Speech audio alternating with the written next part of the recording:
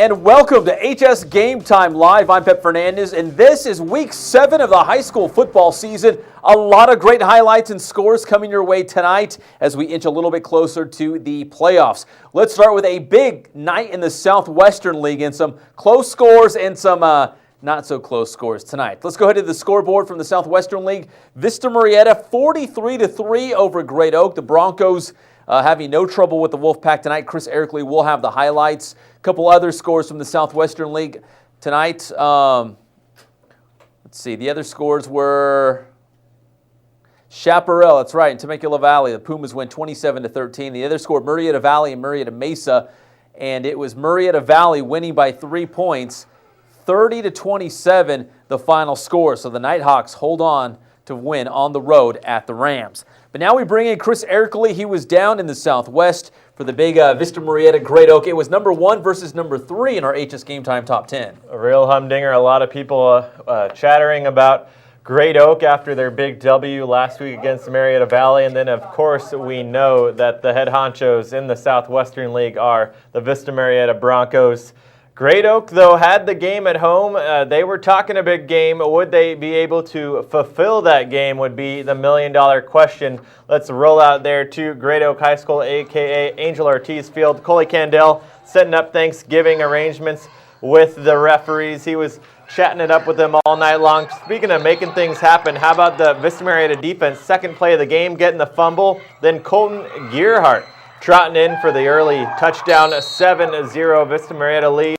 More from the Vista Murrieta defense, bringing the pressure all night long. Greg Hoyd right here with the sack.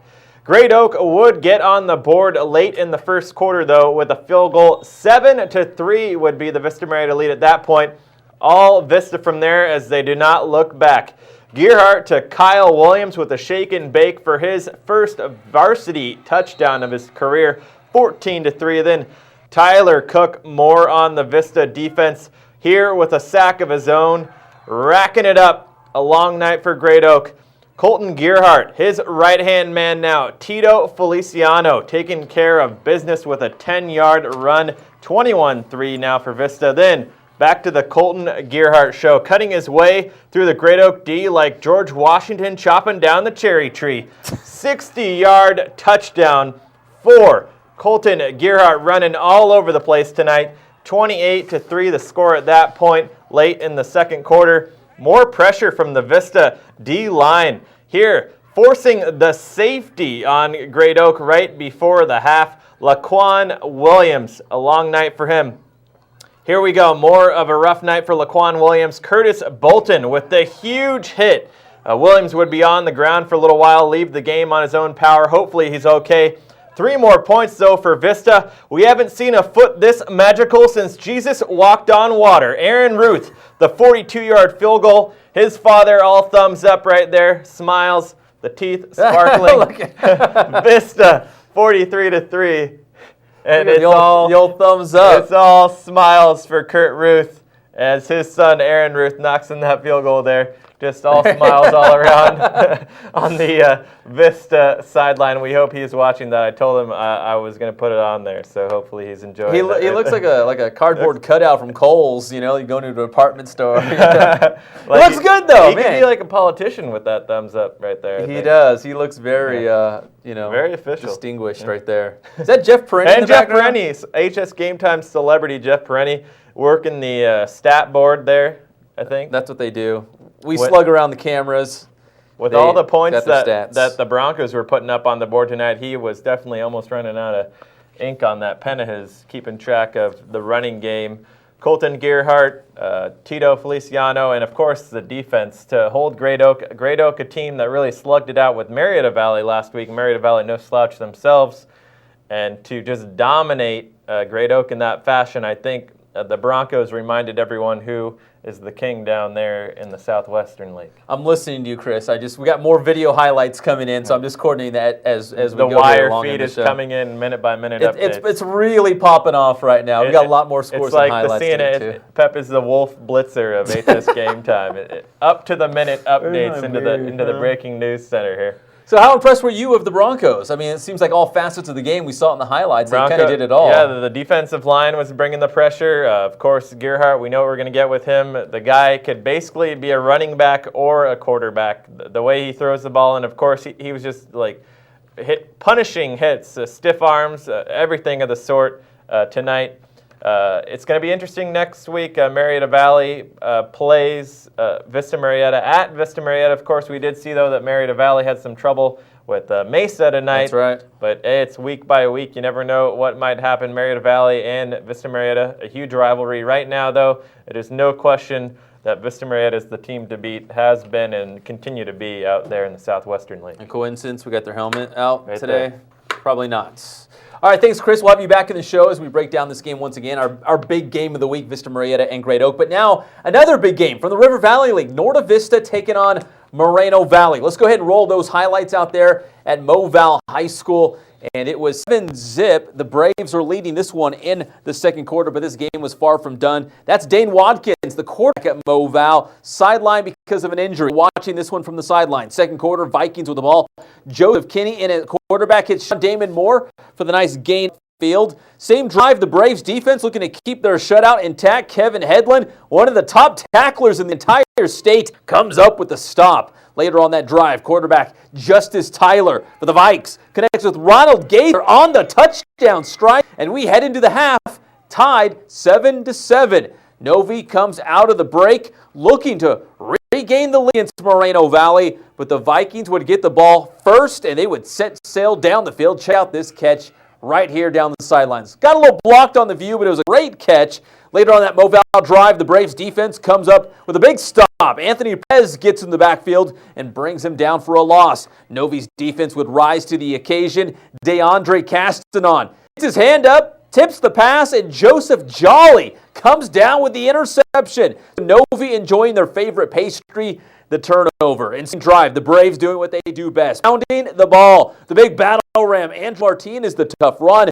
And then Freddie Hawley getting the carry. These guys like thunder and lightning, smash and dash. Later on that drive, Martinez finds the end zone as Vista goes on to win by a final score of 28-21. So a lot of predicting that this game will go a long ways in determining the River Valley League champion. All right, back here live in the studio, another team hoping to have their name in the mix when talking about a River Valley League champion is La Sierra, coming off that big win against Patriot last week. Could the Eagles keep it going against Supa Dupa Jurupa Valley? Let's roll those highlights from Norta Vista High School. And the Jaguars, they get on the scoreboard first, and they get the field goal there. They go up 3-0, but it was very early in this one, but they got it cracking 3-0. Now it's La Sierra on offense. Jonathan, the real McCoy, breaks off this big run into Jurupa Valley territory, but the Jaguars force the fumble on the end of the run, and they would recover. Now in the second quarter, Eagles with the ball once again at midfield. Quarterback Derek Cruz finds Robert Ramirez for the completion. And then later, Jurupa Valley's defense looking to keep La Sierra off the board. Hector Mendez leads a host of Jaguars on the sack of Cruz. The Eagles still driving though. Cruz, feeling the pressure, flings up the pass and finds McCoy. Little shake and bake action and into the end zone for McCoy. And La Sierra goes up 7-3. Later in the second quarter, we see Cruz calling his own number and picks up a big chunk of yards on this carry. And the Eagles go on to win by a final score of 20-3. So that means La Sierra now 2-0 in the River Valley League. They started the season 0-5, but back-to-back wins for Jeff Roney and his team. All right, back here live in the studio, that's the River Valley League. Now we're moving on to the Sun Belt League. And the big game here, Heritage taking on Temescal Canyon. Now, a lot of people were like, Pep, you got to give the Titans more love. They've won 3 in a row. They're playing a lot better. Give them a chance against Heritage. So we went out to the game to see what the Titans could do against a very good Heritage team, a team that I believe is 17-0 in the Sun Belt League all time. All right, let's roll those highlights from Heritage High School. Our guy, Ja Rule, on the scene. Javier, do a great job. And here come the Patriots. That was probably coming out of the half, right, Ja? Brett Virgil and the head coach, Craig Broach. Coach Broach. I love always saying that. And early on, Isaiah Morrow getting the call for the Patriots. They were leading at that point 35-14. And then it's Lima High Hefo. He calls me Uncle Pep. True story. We're not related, but we think we are. And then later it's Virgil. He's going to break off a huge run on the long quarterback keeper for Heritage. And then is that my nephew? No, that's I think Leone Taki. He might be my nephew as well. Oro abusing the defensive line of Temescal Canyon. Another big run here. Jalen Glove. I guess everybody's getting involved for Heritage against Temescal Canyon. He's got the carry there. Then it's Virgil with a hard count. The D-line on its feet. Sione Taki gets it to the 1-yard line. Virgil, let's see, Jaw's going to lose the play. Is this the one where you lost it, Jaw? Yeah, I could tell. That made it 41-14 on that touchdown. Heritage in control against the Titans. And Sean Trimble runs it across midfield for Temescal Canyon. Nice play by Sean Trimble. He's a big reason why Temescal Canyon had won 3 in a row and playing very well of late. And then Lima High Hefo. That was a touchdown, right? Michael Irvin? Yes. Michael Irvin, the touchdown. This Jaw. Michael Irvin says on time as he runs it in for a touchdown. 41-21, Lima Hefo, the big run. Sione Taki. That's Taki in for the touchdown, 48-21 at that point, and Heritage wins by a final score of 48-28. Now let's check out those scores from the Sun Belt League tonight. Let's crank up the HSGameTime scoreboard and run through the 3 scores there. And that was from the River Valley. So let's go to the next one from the Sun Belt League. There we go. Elsinore, 38-7 over Lakeside. Paloma Valley taking on Paris, and the Wildcats win 35-6. And the game you just saw, Heritage and Temescal Canyon. Heritage wins by 20, 48-28. Now we're going to go to the Big 8. Do we have those games in from Adam Drexler, his games? No. We do? Let's see. That would be Roosevelt versus Norco, and then Santiago versus Corona. Okay, we're gonna come back to those, but let's go to the Big 8 League scoreboard, and we'll come back to Norco and Santiago whenever he gets in.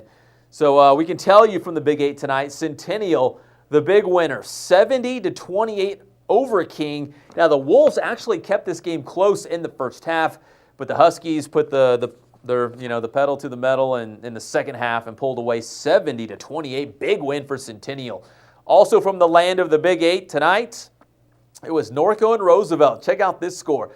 Oh, that's actually backwards. Norco did win. It was 49-42. Go ahead and scroll to the next one, Angel. But Norco won 49-42 against Roosevelt. And Santiago, big winner over Corona. No Blake Barnett, no Joey Camarillo, and Santiago still gets the job done against Corona, 48-7, the final score. All right, back here live in the studio. That was the Big 8 League, and we'll get you some Big 8 League highlights a little bit later in the show. But now we go to the Inland Valley League and the Rancho Verde on the road at Canyon Springs. The game actually at Vista Del Lago High School. All right, let's roll that video as the Rancho Verde was trying to get a big win against Canyon Springs. Now the Mustangs had a bye the previous week, so they were taking they had a week or two to game plan for Canyon Springs, and we saw a couple of the guys hanging out that North Canyon Springs game, I guess game planning to take on the Cougars the following week. But they were all fired up. I mean, a week without football, what are you going to do? You just want to get out on the field and make some plays. There's the Green-Eyed Dragon, Keyshawn Slaughter. Well, from the opening kickoff, you just knew this game would be physical from the very start. Check out that big hit. Yeah, that was the opening kickoff of the game. And then later, Canyon Springs with the ball trying to drive down. The Mustangs defense delivers, and the Cougars are forced to punt. Nearly a pick six right there. Another hard hit on the end of this kick. Like I said, physical game early on between the Inland Valley League rivals. The Mustangs over on offense, and they give the rock to Keyshawn Slaughter. 42 yards to the house, and that puts the Rancho Verde at 7-zip. Hashtag Green-Eyed Dragon. Canyon Springs trying to get these going right back, but the Mustangs, they take over after the interception. So that's also their favorite pastry. Turnover. The Cougars repay the favor, though, when Tyler Cox for Canyon Springs comes down with this pick off Sharon Jones. But on the Mustangs' next offensive possession, they go back to work, driving down the field. Sharon Jones, the completion there. Canyon Springs would provide a momentary speed bump en route to the paint. Nick Coleman up with the big stop, but the Rancho Verde Jones lets it fly and finds Marcus Young down the sideline for the score, and the Mustangs go up 14-0. On the ensuing kickoff, the Mustangs with a little squib kick, and they would recover. So, if it ain't broke, don't fix it. Let Jones go to the air. Hits Marlon Archer for the score. Archer playing his first game for the Mustangs after transferring from Valley View. And the Rancho Verde improves to 5-2 with a big win, 48-14 the final score. So the Rancho Verde with a convincing win against Canyon Springs. All right, now let's go to the Inland Valley League scoreboard and check out how the rest of the league did tonight in week number 7 of the high school football season. Valley View and North in a low-scoring battle, and the Eagles get a victory in this one, 17-10. The Rancho Verde, 48-14, and I think that's the only other Inland Valley League score because Riverside Poly and Vista Del Lago will play a Saturday night game. Don't see a lot of those in this area, but a Saturday night game as Poly takes on Vista Del Lago. Now we're moving on to the Mountain Pass League and some rivals out there. Tahquitz taking on San Jacinto. Can we crank up the Javier Cabrera cam one more time? Do we have, he's still there. Full high wins. No, they did not. Grand Terrace won. It says 28-21 win for Grand Terrace High School. Oh, man. I saw full high. I was like, I jumped to conclusion, guys, on that. But you know what? Hey, I'm glad you brought up Grand Terrace. Grand Terrace won 28-21. And if you watch the Monday morning pep rally, we're going to talk about, go ahead, go. He's crying over here. Keelan Bradford is the younger brother of Alan Bradford. He's a linebacker for the New York Giants of the National Football League. Yeah, so Keelan, in the next Monday morning pep rally show. Grand Terrace beat Faux High, Hav. I'm sorry, it did happen. But we're not talking about the Sunkiss League right now. We're talking about the Mountain Pass League. Not the game, just practice. All right, let's go ahead and roll those highlights. Angel, let's take them out to San Jacinto High School as the Tigers took on Tahquitz. You were all excited. You really thought Fontana won that game. But actually, Grand Terrace, it was tied 21-21, and Grand Terrace scored the winning touchdown with 16 seconds left. Leave that, Hav. No, we can go to the highlights. We're good. We're good, Angel. There we go. San Jacinto. I'm just talking. I'm just busting Javier's chops over here. He's a faux high stealer, and for a moment, he was a Jurupa Valley guy as well. That's Eric Peters, right, Hav? He takes it down inside the 10-yard line, almost right at the doorstep virtually.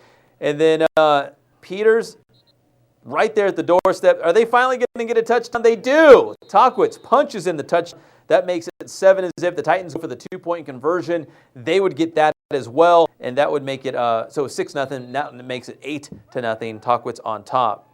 And then, is it Jason Reyes with that?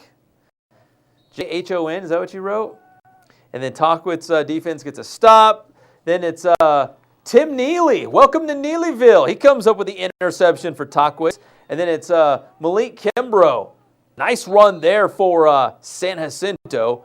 And then later it says Mario gets it to the 1. It's just Mario. And then Ty Dixon goes in for a touchdown. You know what? We're just going to tell you the final. San Jacinto would score, and they also got the 2-point conversion. There it is. There's the touchdown for San Jacinto. There's the 2-point conversion. What was that? Was that a little hook and ladder play or something? That was pretty cool. You didn't get faked out on that one, but that made it 8-8 with the 2-point conversion. But Tahquitz went on to win by a final score. I believe it was 29-8. We'll find out right now as we crank up that. Sure, put my name on it now as this show's going crazy. But let's go to the Mountain Pass League scoreboard right now. And one forward, there we go. This was a great game. Hemet and West Valley. This was a game that went to overtime. And Hemet wins 42-41. I'm looking at my Twitter. My good friend Robert Martinez said that West Valley on the extra point. I don't know if they were going for 2, had a problem with the kick, but they did not get an extra point. So Hemet wins 42-41, the final score. Also from the Mountain Pass tonight, Citrus Hill takes care of Beaumont 48-8. And the game you just saw, I was right, 29-8, Tahquitz over San Jacinto. All right, let's come back here live in the studio as we take a quick look at our HS Game Time top 10. We had the Great Oak versus Vista Murrieta highlights already. Chris will join us a little bit later in the show once again to break down that game. It was a number 1 versus number 3 matchup in terms of our HSGameTime top 10. Centennial, the big winner, so they're hanging tough at number 2. Rancho Verde won. Murrieta Valley lost. Murrieta Valley won. I'm thinking of Mesa lost tonight. It was 30-27, so the Nighthawks did win. Heritage won. Santiago won. Paloma Valley won. Roosevelt did lose. They lost to Norco. It was 49-42. So that's a quick look at our HSGameTime top 10. For the most part, they all won, so we'll see if it really moves much going into next week. Great Oak might be the only team that slides down a little bit. But, losing to Vista Murrieta, that's nothing to sneeze at. That's the number 1 team in the HSGameTime top 10. All right, now we're going to the Citrus Belt League. Redlands East Valley taking on Yucaipa. The Wildcats with a freshman starting at varsity right now at quarterback, and he's done pretty well. We saw the highlights last week against Cajon. Armando Herrera had a big game. Could he keep it up, and could the Rev defense have a big game against Yucaipa in a key Citrus Belt League matchup? Okay, let's roll those highlights from Yucktown. That's what they call Yucaipa. They do. They really do. Well, Yucaipa had the ball. They were ready to punch it in, but they fumble it. They turn it over, and Rev recovers there for a touchback. So we move now to the second quarter. It was still scoreless. Yucaipa on its own 6-yard line. Bad snap, and the ball is recovered by Redlands East Valley. And they would capitalize. 2 plays later, it's Rev's Taymon Faimalo. Normally a linebacker scores on a 2-yard run here as Rev goes up on Yucaipa 6-0. So we fast forward to the third quarter. It was 12-zip Rev at this point when there's this freshman guy, Armando Herrera, 37 yards to C.J. Harris for the touchdown. Redlands East Valley goes up 19-0, and they go on to win by a final score of 26-0 against Yucaipa. All right, back here live in the studio. We're going to go back through the Citrus Belt League scores right now. Let's take a look at those. I think 2 scores in all because Redlands and Miller played on Thursday night, and we'll get to those highlights in just a second. Eisenhower 35-28 over Cajon, so the Eagles bounce back after that loss to Redlands. And the one other score, well, it was Rev and Yucaipa, and the Wildcats win 26-0. And Kyle Glazer was at the game. We were going to talk to him, but we're going to skip that, Angel, and we're going to go right to the Redlands-Miller game from Thursday night. So Redlands, they tough start. They were 2-4, but they beat Eisenhower and to open up Citrus Belt League play. Then they were on the road at Miller on the only Thursday night game that we covered here at HSGameTime. So the Terriers were looking to improve to 2-0 in the Citrus Belt League and keep pace with Redlands East Valley now, who defeated Yucaipa. And so that makes the Smudge Pot game even more interesting down the road. Could both teams be undefeated going into it? We will find out. But the Terriers did improve to 2-0 in CBL play with a big win at Miller on Thursday night. Let's check out those highlights. Let's pick things up in the first quarter. Rebels on the move with the Terriers. DJ Biggers, that's my DJ, forces the fumble and Redlands recovers.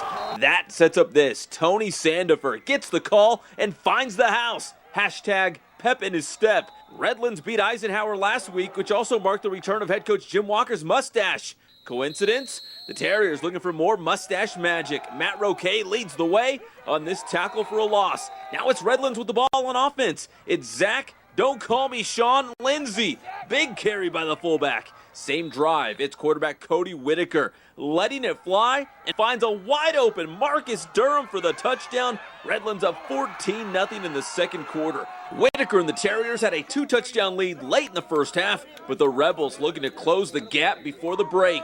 Michael Watkins on the ensuing kickoff breaks off the long run for Miller. That would spark the Rebels. They're looking to punch in a touchdown before the halftime break, but Biggers and the Redlands defense comes up big time to keep it 14-zip.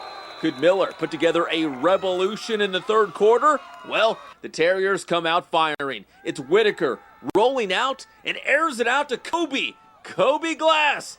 Redlands pushes its lead to 21-zip. So Miller goes on offense, but there's Biggers. Pick six, house call, as the Terriers jump in front 28-0 against Miller. Redlands forced 6 turnovers, 8 sacks. Big Brett Landon recovering this Miller fumble. Landon and the Terriers did their job up front, paving the way for Sandifer's second touchdown of the game. Redlands rolls 45-0. Terriers are now 2-0 in Citrus Belt League play. Number 21, Anthony Sandifer.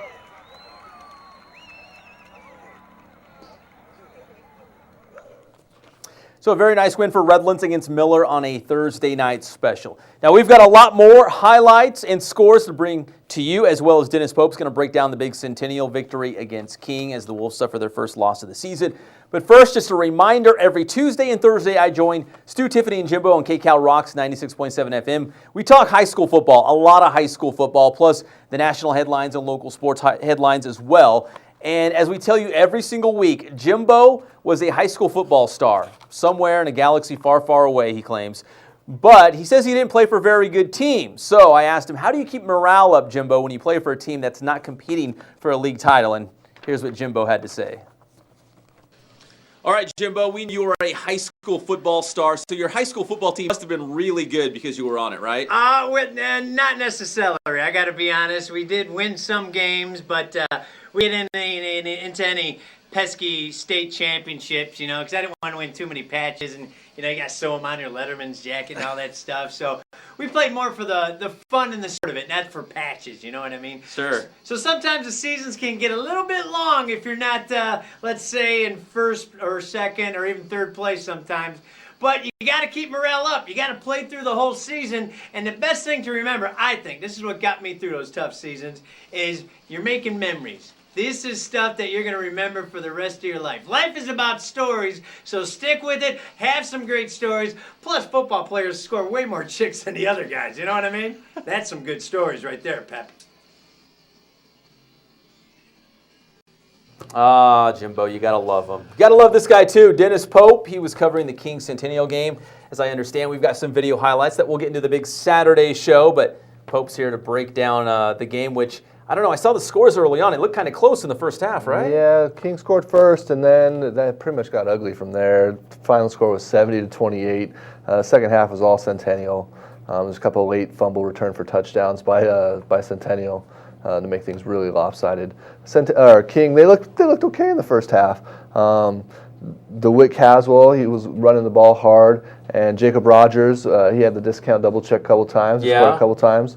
But I just don't think they have the manpower to keep pace with a team like Centennial. Most teams don't. I mean, Centennial's kind of a different class. When you play for, coming off a season where you played for the state championship in the open division against De La Salle, I mean, you have huge expectations. Yeah. But for King, I mean, what did they do right in the first half? You said, I mean, their game plan was good. They mixed it up, a lot of short passes to keep Centennial's defense off balance. And Caswell, he finished with 114 on like 21 rushes and a couple of touchdowns. He was their main runner. They mixed it up between him and Juwan Washington quite a bit throughout the season, but tonight it was Caswell getting the most of the carries. Well, good for King. And on the Centennial side, I'm sure after suffering a couple non-league losses, I mean, they want to hit their stride. It feels like Centennial of old to me. Does it feel like that to you, just piling up the points and moving the ball at will? Yeah, this was a lot like maybe 2 seasons ago or even a little bit early last season. Weber, not nearly as sharp with the offense, although the passing game's ahead of the running game in terms of where they are right now in the season. But it's hard to stop when you have that big offensive line.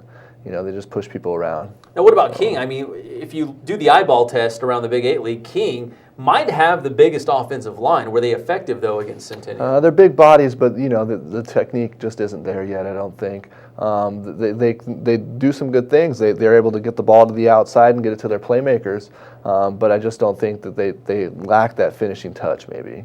That last tackle, not that last tackle, but that last block, you know what I mean? So 70-28 was the final score. I think at one point it was 28-14. Does that sound about right? Right, it was 28-14 at halftime. It was 14-14 there for a little bit there in the second quarter before Centennial got things going. So, I mean, at halftime, it was at King High School. Was the place still somewhat electric? Like, hey, we're still in this? No. Or the halftime show was great. I think it was homecoming. They had the pink out night and everything. And that the music was fantastic, but I don't think the energy was there after the score was been doubled there in the second quarter.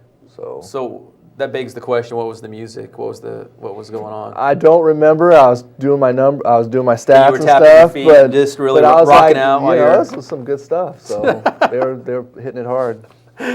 All right, Dennis Pope, he's the best, breaking down Centennial against King. We'll try to get you some highlights for the big Saturday scouting report. But let's keep it in the land of the Big Eight. Norco against Roosevelt. Angel, go ahead and roll those highlights from out there. A shootout. Adam Drexler covered the game for us, and it was a wild one between the Mustangs and the Cougars. So buckle in. This one's going to go back and forth quite a bit. I got the shot sheet in front of me. It's all over the place. Joseph Murrieta, quarterback to Jalen Brown. That tied the game at 21 for Roosevelt. Then Corey Young, 6-yard touchdown run for Norco, and the Cougars go on top 28-21. On the ensuing kickoff, Taj Jones, 68 yards on this return, and the Mustangs are in business against Norco, deep into Cougars territory. Later on that ensuing drive after the kickoff, Chris Byers from 1 yard out, get in there, 28-28. We're all tied again. Now we move to the third quarter. Murrieta picked off by Taylor Willie, who brings it back out to the 48-yard line. So the Cougars take over. Quarterback Victor Viramontes, 20 yards, calls his own number, goes in for the touchdown. Norco on top 35-28. Still in the third quarter, Corey Young. You know, a heavy dose of the ground game at Norco, and Corey Young is a big reason why. Great running back to about the 14-yard line. And that would set up this. Arthur Tuason, 10 yards on the touchdown run.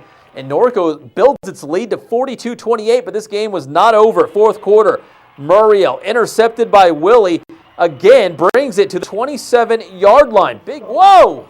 Hold on, big fella. Going straight to the trainer's table. Then it's Viramonte, 6-yard to Troy Petey. That makes it 49-28 Norco. Game over, right? Wrong. Murrieta, 30 yards here to Marcus Williams. Big gain. And then Murrieta would fumble at the goal line, but it lands right into the hands of Chris Byers for the touchdown. 49-35 now. Then it's Murrieta, 50 yards, and I got to give praise to Praise Abizu. That makes it 49-42. The Mustangs are back in this. Roosevelt attempting an onside kick, but they could not recover. Norco gets the ball. They run out the clock. 49-42 the final score, and Norco ran for 502 yards on the ground. Corey Young, 279 of those for Norco. Joseph Murrieta threw for nearly 400 yards, 393, 4 touchdowns in the losing cause for Roosevelt. All right, let's keep it in the land of the Big Eight. Santiago taking on Corona. You saw the score. We told you that the Sharks played without their starting quarterback, Blake Barnett, or the running back, Joey Camarillo. So how would they do against the Panthers? Let's roll those highlights, Angel, and take everyone out there to Corona High School. Everyone's shaking hands. Slap hands. It's all good. Santiago quarterback Tanner Maddox getting the start. 33 yards to Isaiah Manley. And then it's Damian Chister. 1 yard out. Goes in for the touchdown. And the Sharks go on top 7-zip at Corona. Still in the opening frame, it's Maddox, as we said, getting the start at quarterback and looking sharp. 35 yards to Jordan Huffman. Down to near the 10-yard line. And then Chister would punch in another touchdown from 2 yards out. Makes it 14-zip. Santiago. To the second quarter, Isaiah Manley, 16 yards on this touchdown run. The Sharks go up 21-zip, and they go on to defeat Corona by a final score of 48-7. So even without 2 of their star players, the Sharks still find a way to get it done.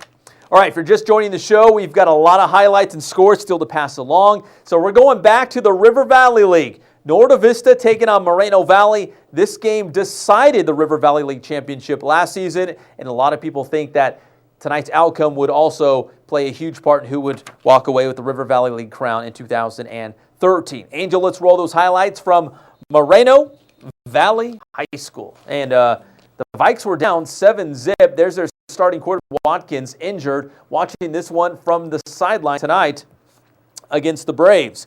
Well, Nova was up 7-zip in the second quarter, but it's Vikings with the ball. Joseph King at quarterback. Hits Sean Damon Moore for the gain upfield. Same drop. Braves defense looking to keep their shutout intact.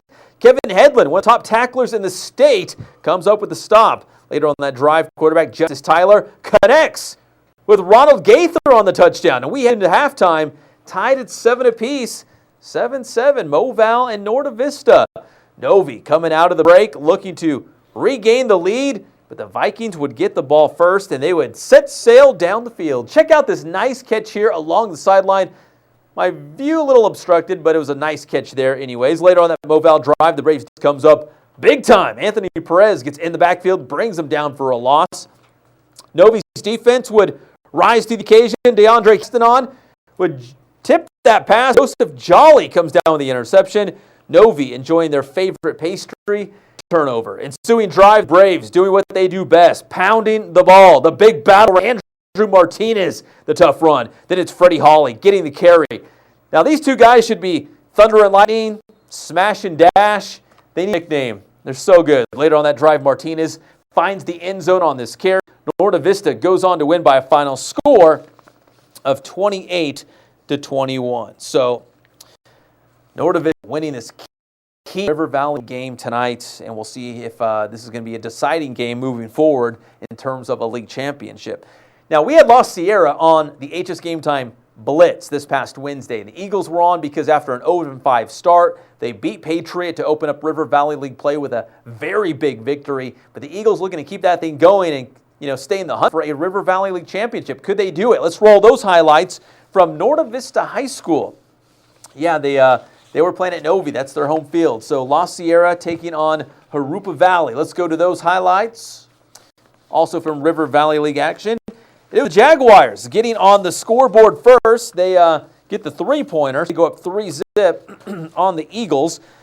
That was Supa Dupa Jurupa. And then later it's La Sierra on offense. Jonathan the Real McCoy breaks off this big run into Jurupa Valley territory, but the Jaguars force the fumble on the end of that run, and the Jaguars recover. Now in the second quarter, with the ball once again at midfield. Quarterback Derek Cruz finds Robert Ramirez for the completion. Jurupa Valley's defense looking to keep La Sierra off the board. Hector Mendez leads a host of Jaguars on the sack of Cruz. But the Eagles still driving. Cruz feeling the pressure, flings it up, finds McCoy on the pass. Shake and bake action, and McCoy finds the end zone. La Sierra up 7-3. Later in the second quarter, we see Cruz calling his own number, picks up a big chunk of yards on this carry as the Eagles go on to win by a final score of 20-3. So La Sierra now 2-0 in River Valley League. So a nice win for them.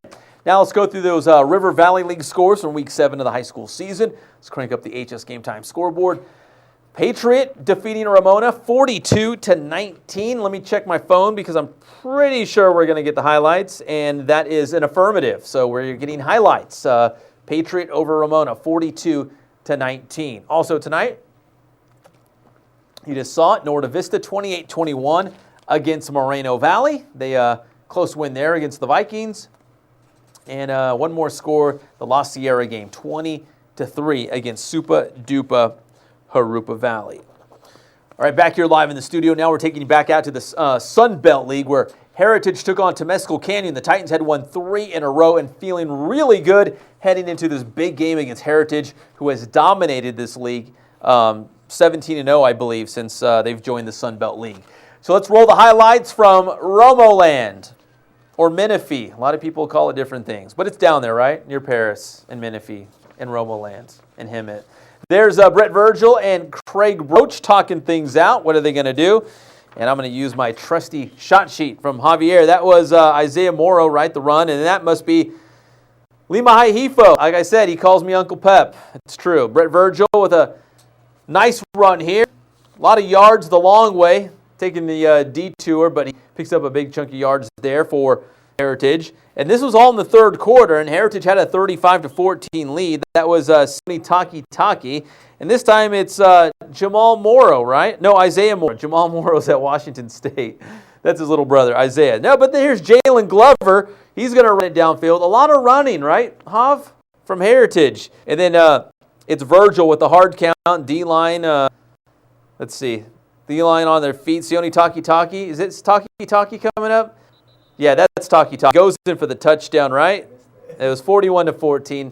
I saw him going. You were close, Hav. You were real close. And then Sean Trimble, the quarterback of Mescal Canyon, takes off on the run. Nice run there for Trimble, but it was 41-14. The Titans had an uphill battle in this one. It says Jaw still losing plays. That's what it says, but Michael Irwin. Is it Irwin or Irvin? Irvin? Okay, 41-21. We'll get it straightened out for the Saturday show. And the Lima High Hefo runs for big yardage here. Sione Takitaki wraps it up with another touchdown for Heritage. There he is, as Heritage goes on to win 48-28. Hav, I really got to get used to your chicken scratch. Can you see that at all? It's really tough. By the time football season is over, I'll actually be able to read your writing. By the end, it's not your night. It's not Hav's night. Well, he's the guy.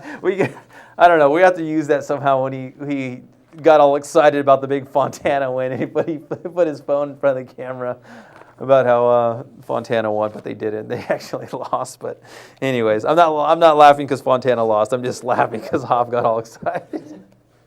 But anyways, that was great. That was the best moment of the night.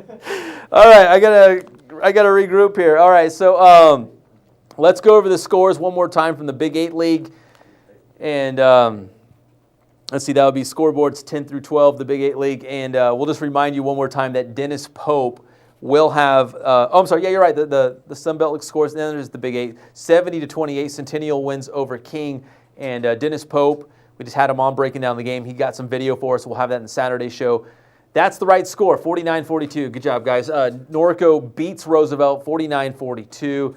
Our guy Drex did a great job and going back and forth in that wild shootout. And Santiago, 48-7 over Corona without, absence, missing some of their key stars. They were absent for Santiago. All right, now back here live in the studio, we are going to the Inland Valley League now, where the Rancho Verde, coming off a bye week, taking on Canyon Springs. Let's go to Vista del Lago High School and roll those highlights and see how the Mustangs would do. They were all fired up. They were ready to just play some football after a week off. Just wanted to get on the field, hit somebody, as the coaches say, and they did. Very opening kickoff, the opening kickoff to the game, and you could tell from the very start this game would be physical. They would jar the ball loose on the big hit. But Canyons with the ball now, trying to drive downfield. The Mustangs defense comes up big. Their Cougars are forced to punt. Nearly a pick six there. Another hard hit on the end of this kick, a punt. Like I said, physical game early on between these IVL rivals. The Mustangs take over on offense, and they give the rock to Keyshawn Slaughter. 42 yards to the house, and the Rancho Verde goes up 7-zip. Hashtag Green-Eyed Dragon. Canyon Springs trying to get the offense going and strike back, but the Mustangs take over on the interception. But the Cougars, they would repay the favor with an INT of their own. Tyler Cox for Canyon Springs comes down with this for the Cougars. Mustangs next, offensive possession. They get it cracking. They go back to work. Sharon Jones, the quarterback, completion there. And then Canyon Springs provide a speed bump momentarily en route to the paint. Nick Como stop. But the Rancho Verde, Sharon Jones lets it fly to Marcus Young down the sideline for the touchdown. Mustangs on top, 14-zip. On the ensuing kickoff, the Mustangs, a little squib kick here. And they cover, so it pays off. And if it ain't broke, don't fit. Let Jones go back to the air. Hits Marlon Archer for the score. Archer playing his first game for the Mustangs, transferring from Valley View. The Rancho Verde improved to 5-2 on the season as they win 48-14. All right, now let's check out the rest of the scores from the Inland Valley League. Actually, only 2 scores tonight because Riverside Poly and Vista del Lago will play on Saturday night. So let's check out those 2 scores. The one other game, Valley View and North, 17-10. The Eagles get a victory there, and the game you just saw, Rancho Verde and Canyon Springs, 48-14. All right, back here live in the studio. Now we head to the land of the Mountain Pass League, and rivals out there, San Jacinto and Tahquitz, battling. Tahquitz with a win tonight, looking to stay undefeated for that matchup against Citrus Hill down the road. All right, let's roll those highlights from San Jacinto High School. I got Javier's shot sheet right here. Here we go. Let's see how we do here. Derek Peters gets the call for Tahquitz here. Nice run to inside the 10-yard line, all the way down to the doorstep. And then Peters will get the ball back and tries to go over the pile. He stopped, right, Hoff? And then he does get in for a touchdown. So that makes it 6. Hoff, you got it. It's 6-0. They get the 2-point conversion. Makes it 8-0. So Hoff said it made it 7-0. And then they got the 2-point conversion. But I got you. I feel you. Reyes with the sack there. And then later, it's did we miss Tim Neelyville with the INT? No, I think it's him right here, right? Welcome to Neelyville. INT there for Tuckwitz. So it's still 8-0. Then it's Malik Kimbrough. Big run here for San Jacinto. He's a great player. Then it's Mario Rubio. He's got the nice run here. Way down to, it looks like the red zone, right? And then Ty Hickson. He's going to, it says Mario gets it to the 1. So you mean Rubio, right? Rubio gets it to the 1. Ty Hickson gets the touchdown here. Hovitt makes it 8-6, not 8-6, because now they get the 2-point conversion. Tuckwitz wins 29-8. So here's what I need to do on my list. I need to help Hov write legibly so I can read it. And honestly, I need to work on his math. We're gonna work this out. All right, let's go to the Mountain Pass scoreboard real quick. Oh man, Hemet wins in overtime against West Valley, 42-41. In overtime, so nice win for the Bulldogs. Citrus Hill defeats Beaumont, 48-8. And the game that you just saw, it was Tuckwitz over San Jacinto, 29-8, the final score. All right, back here live in the studio, Chris Erickley joining us once again with our game of the night. Vista Murrieta taking on Great Oak, but all Broncos in this one. Let me put it this way. Vista Murrieta was as good as a Javier Cabrera shot sheet is bad. That's how good they were today. Oh, Ja. Okay. Anyways, enough on Javier. We're beating up the guy over here. He's getting real bad. He's getting the Mayweather special. Anyways, yes, Vista Murrieta, Great Oak. Vista Murrieta, our number 1 team in our HSGT top 10 coming in this week. Great Oak was our number 3 team. A lot of people seeing them make a lot of noise with that win against Marietta Valley last week. Great Oak, a lot of chatter coming out of them. They felt like, hey, yeah, maybe we can do this against the Broncos. They were at Great Oak High School, a.k.a. Angel Ortiz Stadium. They thought maybe the magic would happen, but it was about as accurate as Javier's math equations. That's about how accurate it was tonight. Let's roll out to that Vista Murrieta Great Oak game. Coley Candell setting up Thanksgiving plans with the Zebras. I don't think that was actually the plan. What was the plan was domination for Vista Murrieta. Pop goes the peanut. Second play of the game. Vista Murrieta with the fumble. Then Colton Gearhart making it happen. Touchdown, his first of the evening. 7-0 Vista lead.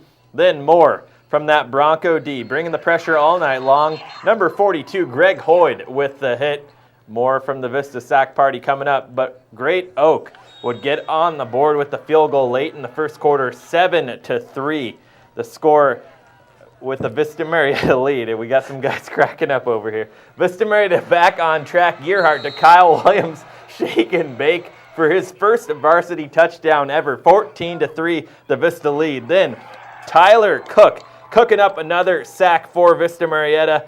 More from Vista Murrieta, this time on the offensive side. Colton Gearhart, right-hand man Tito Feliciano taking care of business with the 10-yard touchdown. 21-3 the score. Then Colton Gearhart cutting his way through the Great Oak D like George Washington chopping down the cherry tree. 60-yard touchdown for Mr. Gearhart. 28-3 the score at that point. Then how about a little bit more from the Vista D? They would be bringing the pressure this time with a few points of their own with a safety, forcing Laquan Williams, the quarterback for Great Oak, into his own end zone. 2 points there, 30-3 the score at that time. Then more of a rough night for Laquan Williams. A huge hit from Curtis Bolton. Williams would be on the ground for a while. He would leave on his own power. Hopefully things were okay. Then 3 more points for Vista Murrieta. We haven't seen a foot this magical since Jesus walked on water. Aaron Ruth, 42-yard field goal. Father Ruth, Kurt Ruth right there, loving it. $1 million smile, thumbs up. all around. It was 43-3. All smiles for Kurt Ruth and all smiles for the HSGameTime studio. I can't look at these guys over here. And Javier over here. They're about to, choke on their own laughter. Oh, man. We bring you the scores, we bring you the highlights, but we also like to have a lot of fun and laugh at ourselves. It's not like the worst thing in the world, but we just, it's late. I think later in the night you kind of get almost delirious. My key was to not look at them. I had to maintain composure and try to look the other way.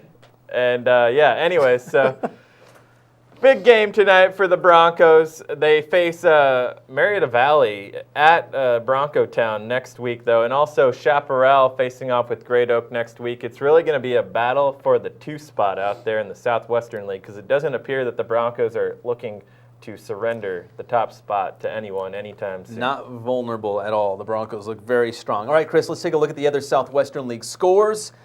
Javier, let's crank up that scoreboard. You're the man. 43-3. Chris just broke it way down. 43-3. Vista Murrieta over Great Oak. Also tonight, Chaparral 27-13 over the Golden Bears of Temecula Valley. Chaparral. And one more score from the Southwestern League, Murrieta Valley, edging Murrieta Mesa. Close one here, 30-27. Vinny Fazio and the crew get the job done. All right, back here live in the studio. We are almost done, but one more time we're going to go through the Citrus Belt League in case you're just joining us in Redlands East Valley with a strong game against Yucaipa, especially on the defensive side of the ball. So, Angel, let's roll those highlights from Yucktown.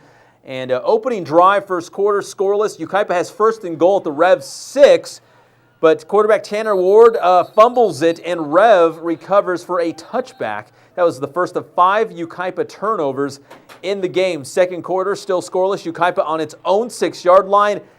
Bad snap. Rev recovers the fumble. And 2 plays later, the Wildcats were in business. Timon Famalo, normally a linebacker, playing some running back, goes in from 2 yards out.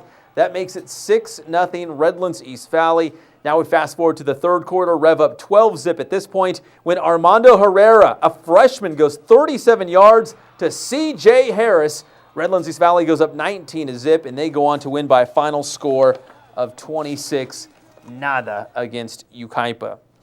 All right, now let's check out the Citrus Belt League scores one more time. There's only 2 because Redlands and Miller played from Thursday night. Eisenhower, nice win against Cajon, 35-28. In the game you just saw, Rev, 26-0 against Yucaipa. Well, I hope you had fun because I know I did. I had a lot of laughs, and we got you all the scores and highlights. We've still got a lot more games to bring you on Saturday, so please come back to HSGameTime on Saturday afternoon for the Saturday Scouting Report. We will break down all of Week 7. We're expecting video highlights from, I'm counting 5 or 6 more games, so it'll have a complete video recap from Week 7 of the high school football season. All right, before I go, I'm just going to grab camera 1 over here, get the crew hanging out. These are the guys that make it happen and laugh and have a good time. The mathematician. That's his new nickname on the show. The mathematician. One dentist, 2 dentists. So I'm going to learn how to read Javier's chicken scratch. Oh, and Adam, can we? There we go. The guy from the Wranglers jeans commercials with Brett Favre. Man, you can't even see them. Oh yeah. Drexler brought these in too for us. The King High School shorts. He says they've been washed, so we're all good.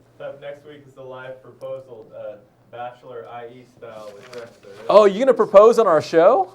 No, he has a profile picture with a woman. That's going to be on their wedding invitations, I hear. Oh, Chris is getting married too. Yeah, he's got the wedding invitation pictures, profile picture. You can pop the question. He can get married right here live on the show. Oh yeah. We just booked it. Next week. We'll budget some time for that. The ratings will go through the roof. I'm sure. There you go. I can talk and do cameras and chew bubble gum all at the same time. Too many laughs tonight. Scott Brocious.